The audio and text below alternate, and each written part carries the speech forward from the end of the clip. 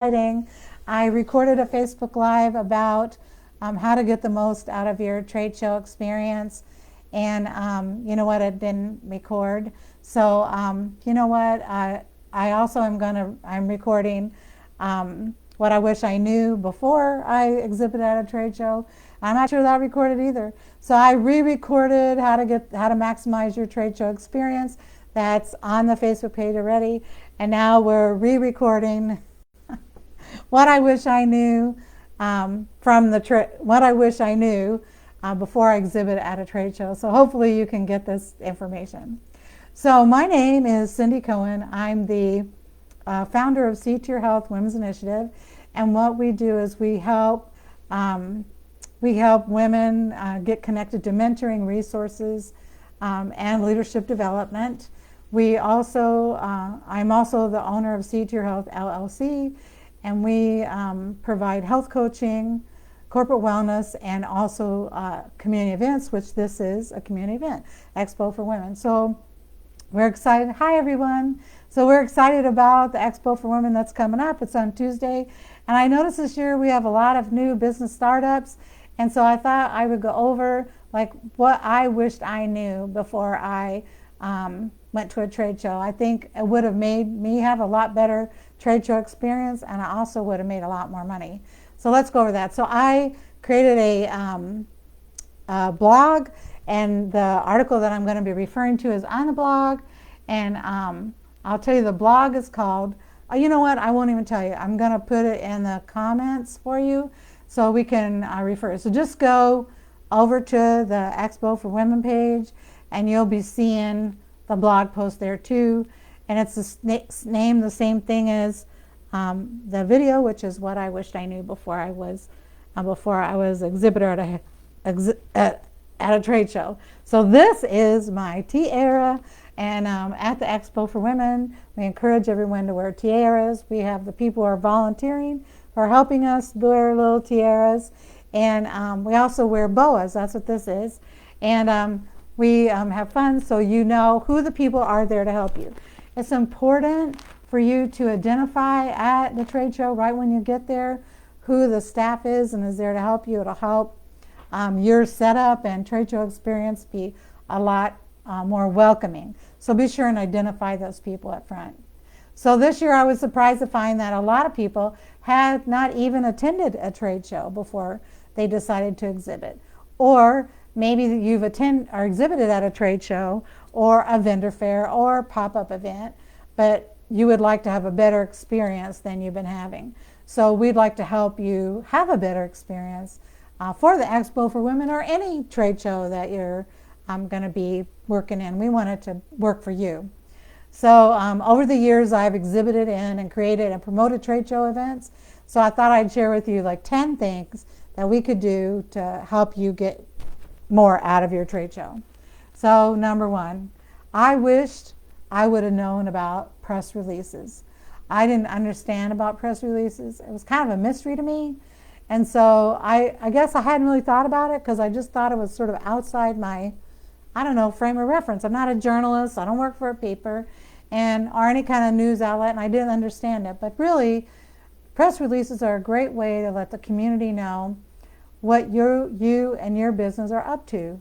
And if you're doing great things in the community or offering a great service, or you have something you'd like to celebrate, like an award or graduation, or you received a certification, or you're going to be at a trade show event and you want people to come and see you. So a press release is a great way to get the word out.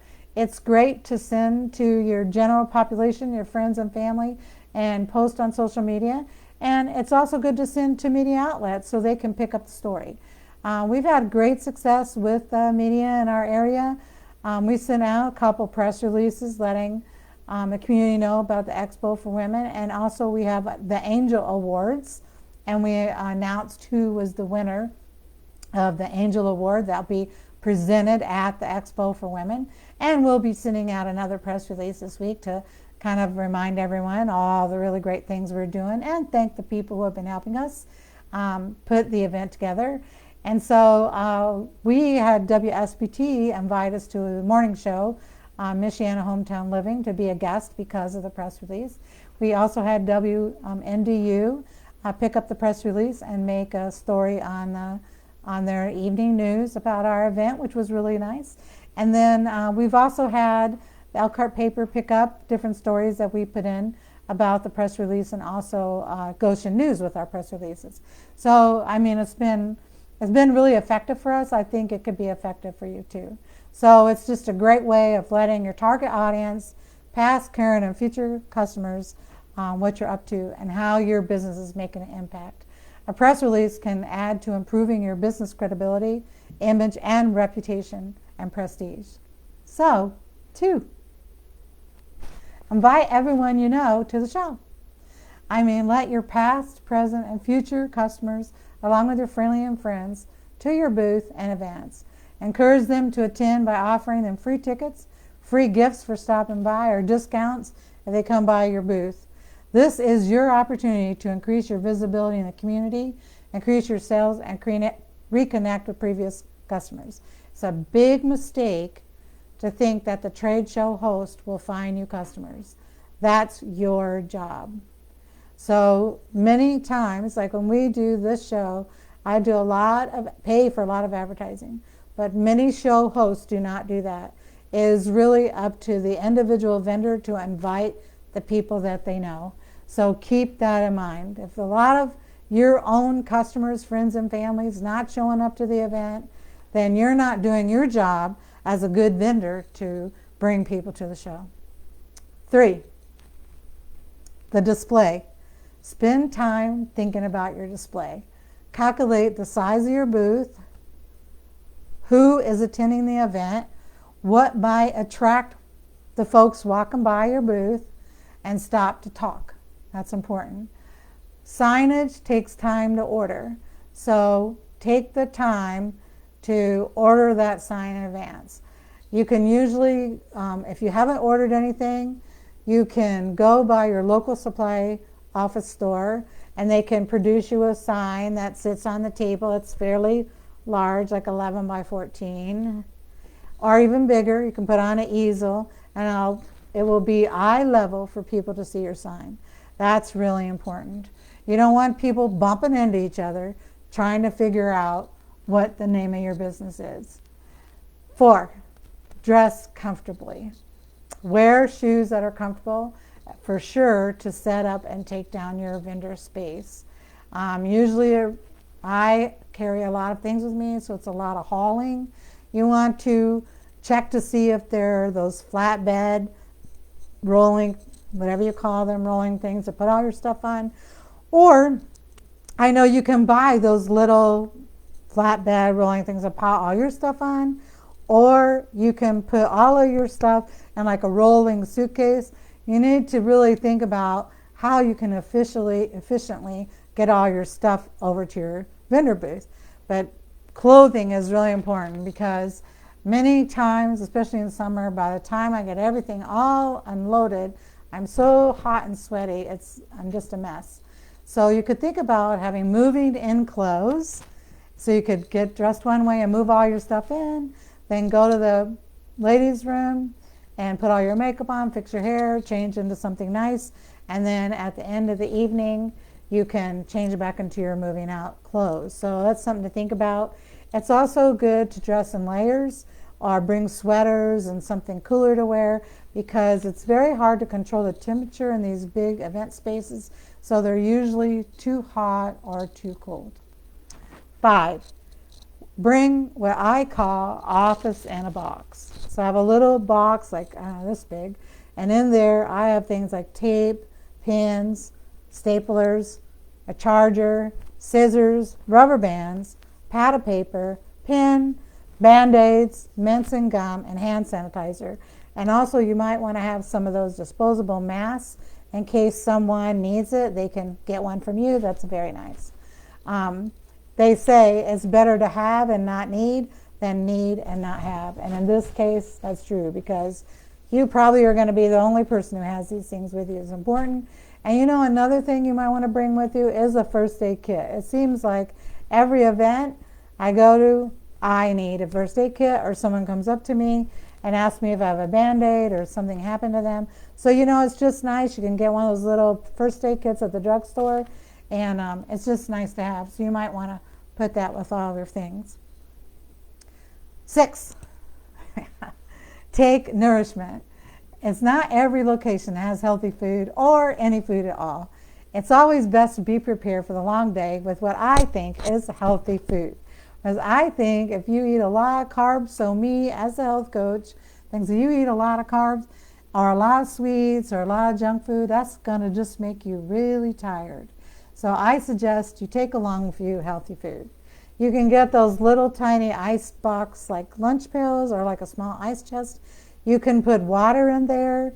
When I go, I take a couple, 2 or 3 bottles of water, some smoothies already mixed up, fruit, salad, and nuts. That's what I take in mine. You can take the things that you enjoy eating. Sometimes I don't eat because I'm like too busy or I don't feel like eating, but I always drink water. But the food that you bring, if it's in a little ice chest, always stays healthy and fresh for home. So when I get home and I'm tired, I don't want to make dinner, I have my dinner already made for me in my little lunch box or ice chest. So think about that. 7, set up. So give yourself plenty of time for setting up. I always cut short. I always wait till last minute. And I couldn't really understand how everyone was always sitting there nice and calm and cool and collected. And there I was, a hot mess. So think about this. Go early, get everything set up, and plan to stay at the event center. Invite other vendors to your table while they're setting up. Go over and learn about their business too, and start relationship building. This is a critical time to do that. Also, everybody now basically has their office in an electronic device. So while you're there, you could invite your friends, family, potential customers, past customers, everyone you know, to come see you at the event while you're at the event. And you could take pictures of what's happening while you're at the event so people can come over and see you and know where to find you. So think about setup and remember to take plenty of time to get yourself set up. 8, capture those qualified leads. The goal of this event is to leave with appointments, interviews, services booked, customers in your store online or offline. Impulse purchases are always great, and it's great to leave with qualified leads. So those are all the things you think about leaving the event with. How do you identify a qualified lead? You have them take a little questionnaire where they ask 4 or 5 questions about what make them a qualified lead for you. Like for example, for me, I have a health and wellness business, so I would have a little, like a scrap, like a postcard sheet of paper or half a sheet of paper, and I would have a place where they write their name, their phone number, their email, and also their how to contact them. And then I would ask 4 or 5 questions. So for example, for health, I would say, are you health interested, or would you like to know more about how to be healthy? Yes or no.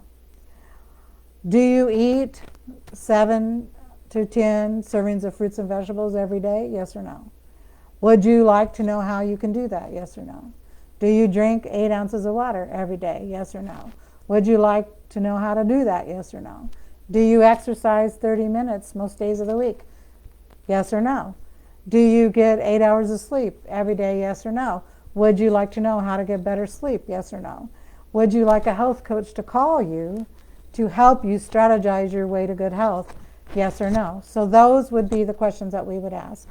If you were a wedding planner, you would ask something like, are you having a wedding in the next 2 years? Do you know anybody who's having a wedding in the next 2 years? If you do other things besides weddings, like maybe anniversary parties or birthdays, you might ask if they are having a birthday or anniversary party, or if they know someone is. This will tell you if this is a potential customer for you.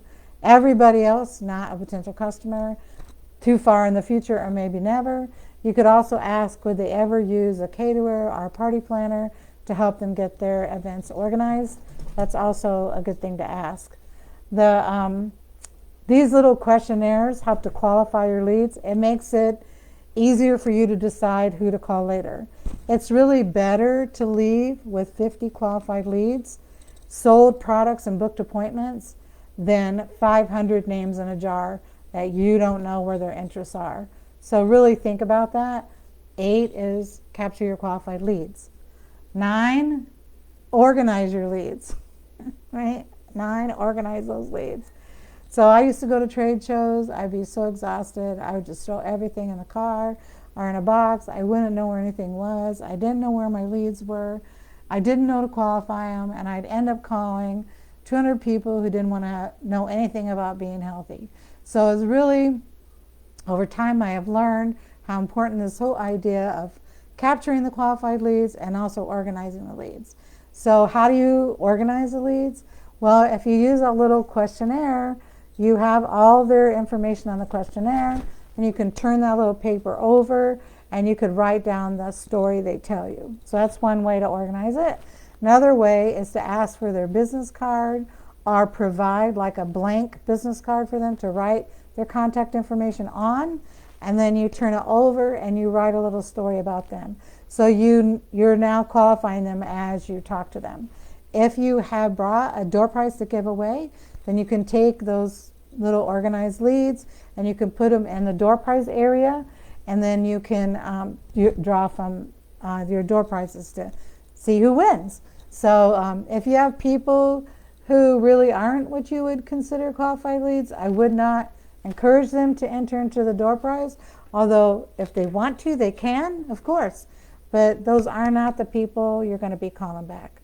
So it's important when you get all your stuff together, maybe in a jar or like a little file box or a Ziploc bag, that you create a system after the event to call those people back. It's important to call them like 24 to 48 hours after the event, because you don't want them to forget about you. It's so easy to forget, so we don't want them to forget about you.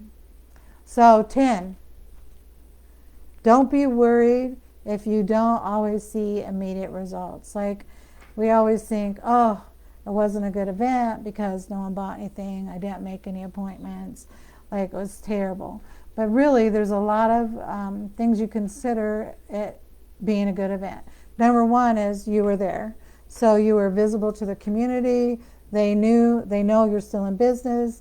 They know that your doors are open. I think that's really, really, really, really important. So many businesses have closed down. Excuse me. Hey, sorry, my dog is acting up. Bella, come on. This is Bella. Okay. So she's acting up a little bit because, I'm really paying attention to her. So, okay, get down, baby. Okay. So, can't control your environment, right? So anyways, you want to think about what is results for you. So think about the vendors you met. So did you meet any good vendors? Did you meet anyone who you could be friends with, people that you could partner with, or do you learn about future events? I think networking is huge. Who did you meet there that could help you in your business, or maybe you could help them? Also, did you meet anyone that maybe you could be a partner with? Developing strategic partnerships is really important to a successful business. It's very hard to build a business on your own. If you could create partnerships and a network of people who support you and what you're doing, and you support them and their business and what they're doing, it's really much easier. Because let's face it, I know a lot of things you don't know. You know a lot of things I don't know. I know a lot of people you don't know. You know a lot of people I don't know. So when we get together, we could blow up both of our businesses by just connecting in that way. So that's really important. Also, if you sold things, that's good. If you sold enough things to pay for your booth space, that's amazing. Because at least you're breaking even there with the amount of money you're spending. Also, if you make appointments and you made enough appointments to make up for your booth space or more, that's amazing too. Because then you're likewise covering the cost of your expenses. If you can cover the expenses of the people that worked at your booth, namely you also, that's great too. And also really think about the names that you got for your referrals. are your qualified leads, because that's really important too. So there's a lot of ways to demonstrate success at an event, not just that quick impulse sale. That's really important. However, if all the people you met are new at the event and you weren't successful at getting your previous contacts to the event, remember, this is just number 1 of 10 exposures, which means you have 9 more connections that you need to make with those people before they make a sale. Then we always think that when someone's ready to use our service or buy, they'll call us. Well, they're not going to call you, because here's what happens. You have a better idea of what your business is all about and how you can help that person. And you wrote down on a card or a piece of paper how you may be able to help this person. And it's a priority to you to help that person. The person you were a priority to them while they were standing in front of you.